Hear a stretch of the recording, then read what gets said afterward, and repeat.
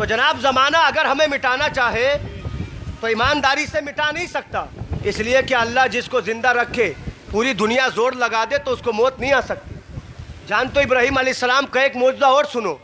हज़रत इब्राहीम अलैहिस्सलाम का एक मौजज़ा ये था कि जितने बच्चे एक साल में बढ़ते हैं, अल्लाह के नबी हज़रत इब्राहीम एक महीने में बढ़ते थे। ज़ोर से बोले, इतना अच्छा बच्चा कायनात में ऐसा कोई बच्चा नहीं गुजरा जो महीने में साल के बराबर बढ़ता हो। मुसलसल 15 महीने उसी गार में रहते रहे, लेकिन दिखते हैं 15 साल के। उम्र है 15 साल, क्या तस्वीर कर रहे हैं उम्र 15 महीने, दिखते हैं 15 साल के।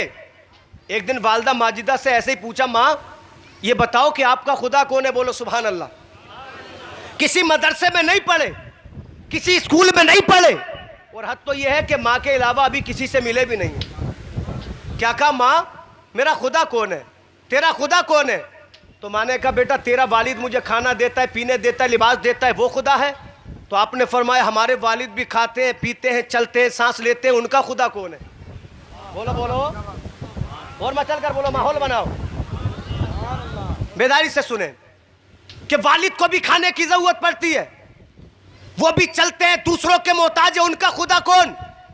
तो आपकी माँ ने कहा, उनका खुदा नमरूद है। तो आपने फरमाया, नमरूद भी खाता है, नमरूद भी चलता है, नमरूद भी सोता है, नमरूद भी बोलता है, वो भी हजारों चीजों का मोहताज है, नमरूद का खुदा कौन? तो माँ ने कहा, बुत कदे में जो बुत रखे वो नमरूद के खुदा।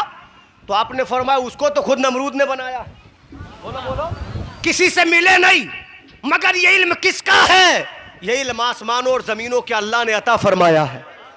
इल्म का समंदर उनके सीने को बनाया था। तो माँ ने कहा, बेटा मुझको तो मालूम नहीं, तू बता दे तेरा खुदा कौन?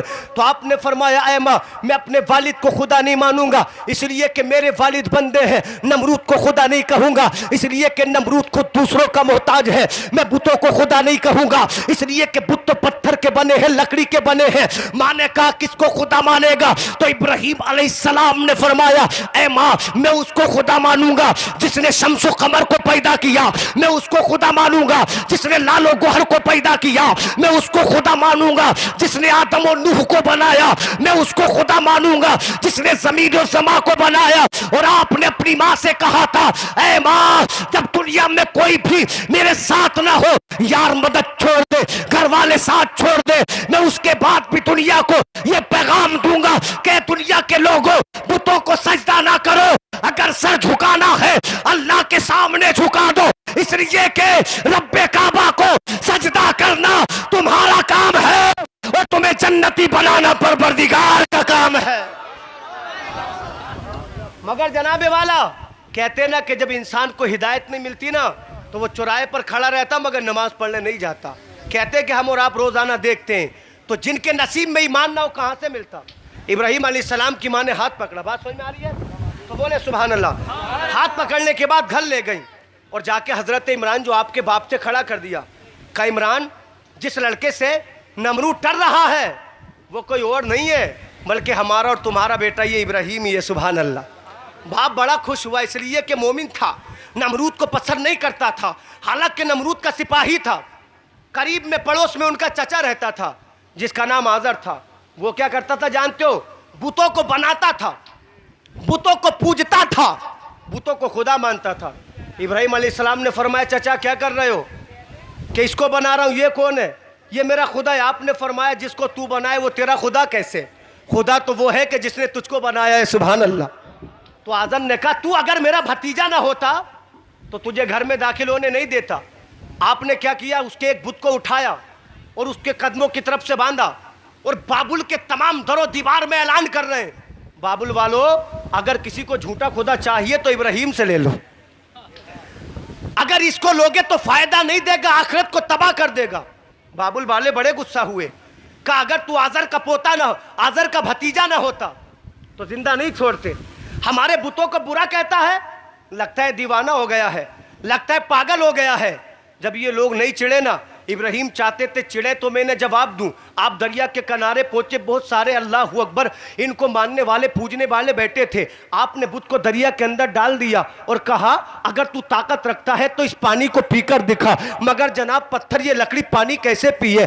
आपने कहा जब तू पानी नहीं पी सकता तो तुझको ये लोग क्यों अपना माबूद मान रहे हैं? अल्लाह अकबर। आपने फरमाया लोगों ये तो इतना भी नहीं कर सकता कि इंसान की बराबरी कर ले, ये खुदा कैसा? अल्लाह अल्लाह। तो जानते हो बाबुल के लोगों ने क्या कहा था? इब्राहिम हमारे खुदाओं को बुरा मत के, हमारे खुदाओं को जलील मत कर, इसलिए कि इन खुदाओं को इतनी ताकत मिली हुई है, अगर ये चाहे तो तेरी जिंदगी को वीरान कर दे।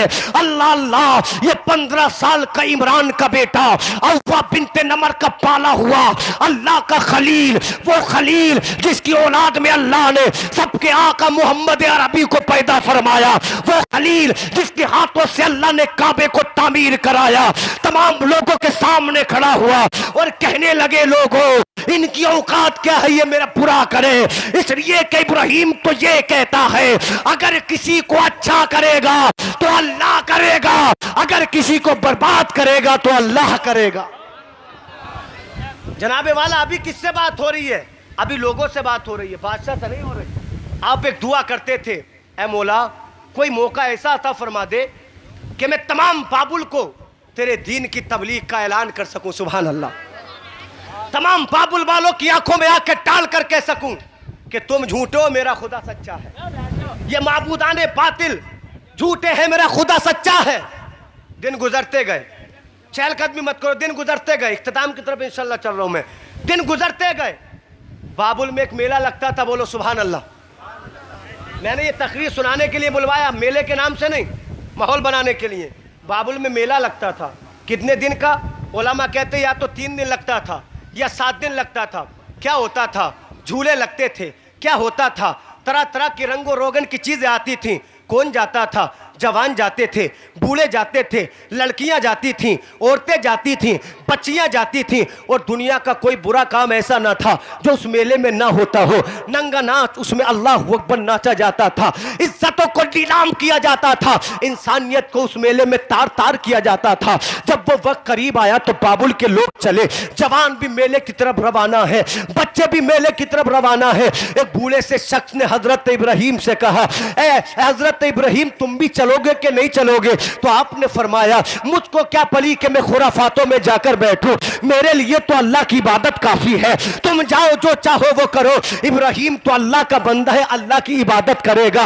अल्लाह अकबर। लोग इब्राहिम अलैहिस्सलाम को बुरा कहते चले गए, मगर याद रखो अगर तुम नेकी के रास्ते पे चलोगे तो दुनिया तुम्हारी राहों में कांटे बिछाएगी।